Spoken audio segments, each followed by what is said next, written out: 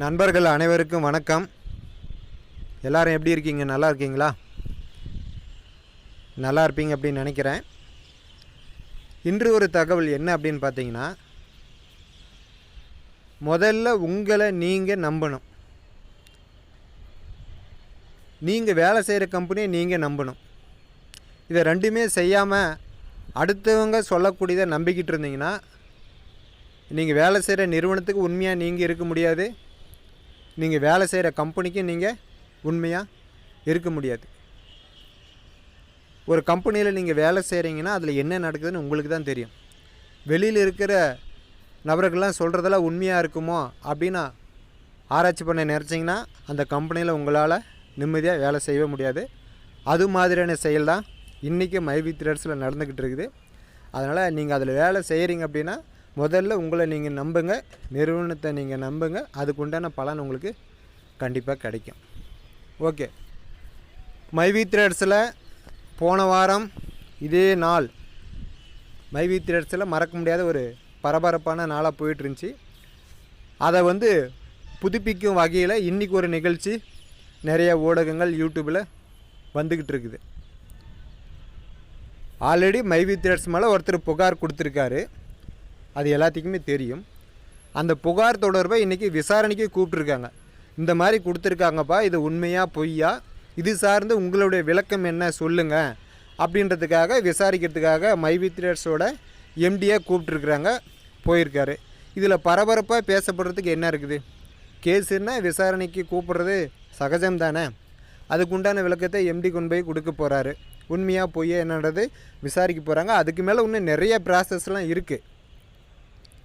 உடனே மைவி threads empty விசாரணைக்கு வரவழைக்கப்பட்டார். அப்படியா இப்படியான்னு சொல்லிட்டு நமது நண்பர்கள் அந்த தம்ப்நெயிலை பார்த்தாவே பயமாக இருக்குது. ஒரு கொலையே செஞ்சிட்டார் அப்படின்னா கூட, அவருக்கு மரண தண்டனையே கொடுத்தாலும் கூட, தூக்கு போடும்போது கூட அவருடைய கடைசி ஆசை என்ன, நீங்கள் ஏதாச்சும் சொல்ல விரும்புகிறீங்களா அப்படின்னு சொல்லி கேட்பாங்க. அந்த மாதிரி விசாரணைக்கு தானே கூப்பிட்ருக்குறாங்க. என்ன கொலையாக செஞ்சிட்டார் அவர், இல்லை மக்களை ஏதாச்சும் ஏமாற்றிட்டாரா, உடனே விசாரணைக்கு அழைக்கப்பட்டார் அப்படி இப்படின்னு சொல்லி போடுறதுக்கு இது ஒரு நார்மலான பிரச்சனை தானே. ஒரு நபர் இன்னொரு நபர் மேலே போய் கேஸ் கொடுத்தாலே ஸ்டேஷனுக்கு கூப்பிட போகிறாங்க. என்னப்பா இவர் மேலே கேஸ் கொடுத்துருக்குற, நீங்கள் என்ன விளக்கம் கொடுக்குறீங்க, என்ன ஏது அப்படின்னு சொல்லிட்டு விசாரிக்க போகிறாங்க. ரெண்டு தரப்புலையும் இருக்கிறவுடைய குற்றச்சாட்டு என்னவோ நியாயம் என்னவோ அதை விசாரிக்க போகிறாங்க. அதுக்கு ஒரு தீர்ப்பு கொடுக்க போகிறாங்க. அதுக்கு ஒரு கோர்ட் இருக்குது. அந்த மாதிரி தானே மைவி த்ரெட்ஸில் நடந்துக்கிட்டு இருக்குது. அதை பெருசாக பூதாகாரமாக பேசுகிறதுக்கு ஒன்றும் கிடையாது. நிறைய நபர்கள் அதை பார்த்துட்டு உடனே அந்த மாதிரி வரக்கூடிய வீடியோவில் எல்லாத்துக்கும் ஃபார்வேர்டு பண்ணி இப்படி வந்திருக்குது அப்படி வந்திருக்குதுன்னா அதில் என்ன இருக்குது? விசாரணைக்கு வந்திருக்கிறாங்க அப்படின்னு சொல்கிறாங்க. அதனோட உண்மைத்தன்மை என்ன அப்படிங்கிறத விசாரணையில் தெரிய வரப்போகுது. எம்டி சொல்ல போகிறாரு வீடியோவில். இந்த மாதிரி கூப்பிட்ருந்தாங்க, போயிருந்தேன், என்ன கேட்டாங்க, என்ன இது, என்னென்ன டாக்குமெண்ட்லாம் கொடுத்துருக்கேன் அப்படின்னு சொல்லி சொல்ல போகிறாரு. இதில் என்ன நம்ம பேசுகிறதுக்கு ஒன்றுமே இருக்குது? பயப்படுறதுக்கு என்ன இருக்குது? இந்த அறக்குறையாக மைவி த்ரெட்ஸை புரிஞ்சுக்கிட்டு செயல்படக்கூடிய நண்பர்கள் தான் இந்த மாதிரி நிறைய பயத்துக்கு உட்படுறீங்க. இன்றைக்கி கூட நிறைய நபர்கள் கிரவுண்ட் மெம்பரை மாறிக்கிட்டு தான் இருக்கிறாங்க. டெய்லியும் அப்டேட் பண்ணிக்கிட்டு தான் இருக்கிறாங்க. அது அவங்களுடைய நம்பிக்கை பொறுத்து. இந்த மாதிரி சூழ்நிலை நிறைய நபர்களை நான் பண்ணலாமா வேண்டாமா அப்படின்னா அது உங்களுடைய விருப்பம். விருப்பப்பட்டால் பண்ணுங்கள். எனக்கு நம்பிக்கை இல்லைன்னா நம்பிக்கை வர வரை வெயிட் பண்ணுங்கள். சரியா? அதனால் ஊடகங்கள் ஏற்கனவே நான் சொன்ன மாதிரி மைவி த்ரெட்ஸ் இன்னுமே இது வரைக்கும் ரன் ஆகிட்டு தான் இருக்குது, ரன் ஆக தான் போகுது. பெனிஃபிட் எல்லாருமே வாங்கிக்கிட்டு தான் இருக்கிறான். அப்படி இருக்கிற ஒரு சூழலை நமது கண்முன்னே எம்எல்எம் கான்செப்டில் நிறுவனத்தை குற்றச்சாட்டை வச்சு நிறைய மக்களை ஏமாற்றிட்டாங்க, 10,000 கோடி 1000 கோடி திருடிட்டு போயிட்டாங்க அப்படின்ற மாதிரி இல்லாததை ஒன்று பிம்பப்படுத்தி சொல்கிறாங்க. அதுபோல் தான் இன்றைக்கி நடந்த விஷயத்தையும் இது ஒரு சாதாரண விஷயம் தானே. சாதாரண ஒரு பப்ளிக்கு போய் ஒருத்தர் மேலே கம்ப்ளைண்ட் கொடுத்தா ஸ்டேஷனில் கூப்பிட்டு விசாரிக்கிறாங்க, செய்கிறாங்க. அதுக்கு என்ன உடனே விசாரணைக்கு அழைக்கப்பட்டார் அப்படின்றதுக்கு ஆல்ரெடி குற்றம் அப்படின்னு தான் சொல்லி கொடுத்துருக்காங்க. அது விசாரணை பண்ணுறதுக்கு வரும்போது அதில் எதுக்கு இத்தனை செய்தி நம்ம பூதாகரமாக போடுறவங்க போட்டுங்க, அவங்களுக்கு அதுதான் வேலை. அதை போட்டால் தான் 4 பேர் அதை பார்ப்பாங்க, வியூஸ் வரும். நீங்களே பார்ப்பீங்க, சன் நியூஸு, பாலிமர் நியூஸு, பல முன்னணி யூடியூப் சேனல்லாம் போட்டிங்கன்னா 10 நிமிஷத்தில் 20 நிமிஷத்தில் 80,000 வியூஸு 1,00,000 வியூஸ்ன்னு வரும். அவங்களுக்கு அது காசு கிடைக்கும். அதுக்காக தான் அது போடுறாங்க. இப்போ விஜய் கட்சி ஓப்பன் பண்ணார் நடிகர், அதை பற்றி இப்போ எல்லோரும் பேசிக்கிட்டு இருக்காங்க. போட்டால் நிறைய பேர் பார்ப்பாங்க, அவங்களுக்கு வருமானம் கிடைக்கும். அவங்க வருமானத்துக்கு அவங்க வழி செய்கிறாங்க.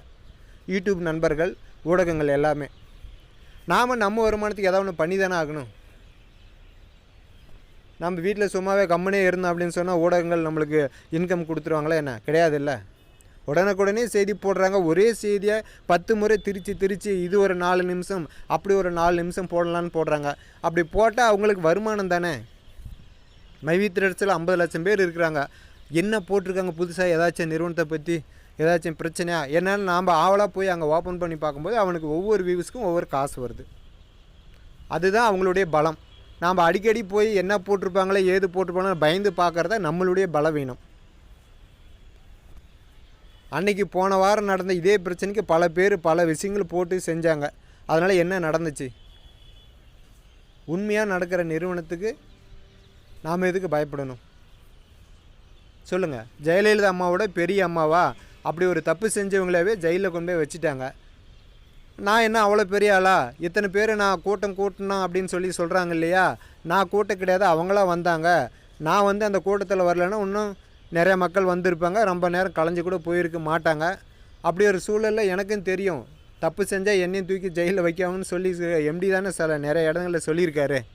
அப்போ மடியில் அவருக்கு கனம் இல்லை, வழியில் பயம் இல்லை அப்படின்ற மாதிரி அவர்கிட்ட தப்போ அல்லது குற்றமோ குறையோ இருந்தால் தானே அவர் பயப்படணும். ஒரு சேனலுக்கு பேட்டி கொடுக்கறதுக்கு பயப்படணும். தைரியமாக தானே கொடுத்துருக்காரு. நான் எல்லா ஆவணங்களையும் ஆல்ரெடி கொடுத்துருக்கேன், இனிமேல் கேட்டாலே நான் கொடுக்க ரெடி, எங்கேனாலையும் கொடுக்குறேன் அப்படின்னு சொல்லியிருக்காரு. இதில் ஏன் நமது உறுப்பினர்கள் இப்படி பதட்டமாக பல விதமான கேள்விகளோட பல நபர்களை கேள்வி கேட்டு தொந்தரவு செய்கிறீங்க? நீங்களே யோசனை பண்ணி பாருங்களேன். கேஸ் கொடுத்துட்டாங்க, அதுக்கு விசாரணைக்கு கூப்பிட்றாங்க, அவர் சொல்ல போகிறாரு. அதுக்கு அவங்க சைடு 4 பேர் இருக்க போகிறாங்க, இவங்க சைடு 4 பேர் இருக்க போகிறாங்க. 2 சைடு இருக்கக்கூடிய நியாயத்தையும் குற்றத்தையும் சொல்ல போகிறாங்க. அதை யார் பக்கம் நீதி யார் பக்கம் நீதி இல்லை அப்படின்றத விசாரணைக்கிறதுக்கு கோர்ட் இருக்குது. அதனால் இந்த பதட்டம் அடையக்கூடிய மக்கள் இந்த மாதிரி பதட்டமான சில வீடியோக்களெல்லாம் பார்த்துட்டு அதை யாருக்கும் ஃபார்வேர்டு செஞ்சு உங்களை நீங்களே சங்கடப்படுற மாதிரியான ஒரு செயலை செய்யாதீங்க அப்படின்றத என்னோட பதில். சரிங்களா? அதனால் உங்களுக்கு நம்பிக்கை இருக்கிறவங்க அப்டேட் பண்ணுறவங்க பண்ணுங்கள். எனக்கு இல்லை சார், இந்த கம்பெனி மேலே எனக்கு நிறைய சந்தேகம் இருக்குது, ஒன்றும் பிரச்சனையே இல்லை. நம்ம மைவி த்ரெட்ஸை நம்பி தான் இருந்தோமே நான் இவ்வளோ நாள் கிடையாதுல்ல. ஒரு எக்ஸ்ட்ரா இன்கமுக்காக ஒரு வேலை செய்கிறோம். அவங்க பொருளை வாங்கி விற்கிறாங்க. ஒரு வீடியோ ஒரு நண்பர் கூட போட்டிருந்தார், மைவி த்ரெட்ஸில் எப்படி ஒரு நாளைக்கு 5 ரூபானா கூட 50 லட்சம் பேருக்கு கிட்டத்தட்ட 2.5 கோடி ஒரு நாளைக்கு வருமானம் வரணும்ல, எப்படி கொடுப்பாங்க அப்படின்னு அதுக்கு ஒரு நண்பர் ஒரு சின்ன கால்குலேஷன் சொல்லியிருந்தார். அது சார்ந்து கூட நான் உங்களுக்கு ஒரு வீடியோ போடுறேன் நாளைக்கா. நார்மலாக ஒரு பொருளை எப்படி விற்றா என்ன அமௌண்ட் கிடைக்கும், அது எப்படி கொடுக்க முடியும் அப்படின்னு சொல்லிட்டு அது மாதிரி இவ்வளோ பெரிய நிறுவனம் ஒரு கால்குலேஷன் பண்ணி தான் ஒரு வேலையை செய்கிறாங்க. அவங்க ஒன்றும் கால்குலேஷன் பண்ணாமல் வந்த வரைக்கும் லாபம் அப்படின்ற மாதிரியான கான்செப்ட் பண்ணல. லைஃப் டைம் இதை கொண்டு போகணும். இந்த வியாபாரத்துறையில் ஒரு புதுவிதமான கான்செப்டோடு அவங்க வந்திருக்கிறாங்க. ஒவ்வொரு பொருளை ஒவ்வொருத்தர் போய் வாங்கும்போது இன்கம் கிடையாது. அதே நிறைய லட்சக்கணக்கான நபர்கள் ஒரு கம்பெனியில் ரெகுலராக பொருள் வாங்கினாங்க அப்படின்னா அங்கே அவங்களுக்கு நிறைய லாபம் கிடைக்கும். அதில் ஒரு பகுதியை நம்மளுக்கு வருமானமாக கொடுப்பாங்க. இதுதான் அதில் இருக்கிற உண்மையான ரகசியம். நம்ம ஆளுங்க அதை எம்எல்எம் இவ்வளோ காசு வாங்குறாங்க, அது கொடுக்குறாங்க, இது கொடுக்குறாங்க அப்படின்னு சொல்லிட்டு அதை நிறைய திரித்து பேசிக்கிட்டு இருக்கிறாங்க.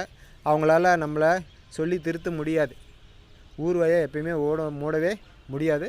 பேசுகிறவங்க பேசிக்கிட்டு தான் இருப்பாங்க. உறுப்பினர்களுக்கு எல்லாத்துக்கும் நான் சொல்லிக்கிறது என்ன அப்படின்னா, எம்டி சார் சொல்லுவார் ஒவ்வொரு நிகழ்ச்சியும். இன்றைக்கி கோர்ட்டுக்கு போயிட்டு வந்திருக்காரா, சாரி எங்கள் பொருளாதார குற்றப்பிரிவுக்கு போயிட்டு வந்திருக்காரா, நாளைக்கு வீடியோவில் சொல்லுவார். எதுக்காக கூப்பிட்டாங்க, அங்கே என்ன நடந்தது என்னன்னு சொல்லுவாங்க. அதை நம்ம பார்த்து தெரிஞ்சுக்கலாம். மற்ற சேனல்காரங்க அப்படியா இப்படின்னு திருச்சி சொல்கிறதெல்லாம் நீங்கள் பார்க்க வேண்டிய அவசியம் கிடையாது, கட்டாயம் கிடையாது.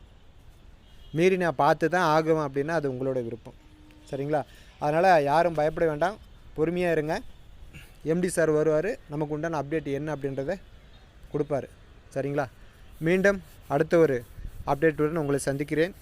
நன்றி, வணக்கம்.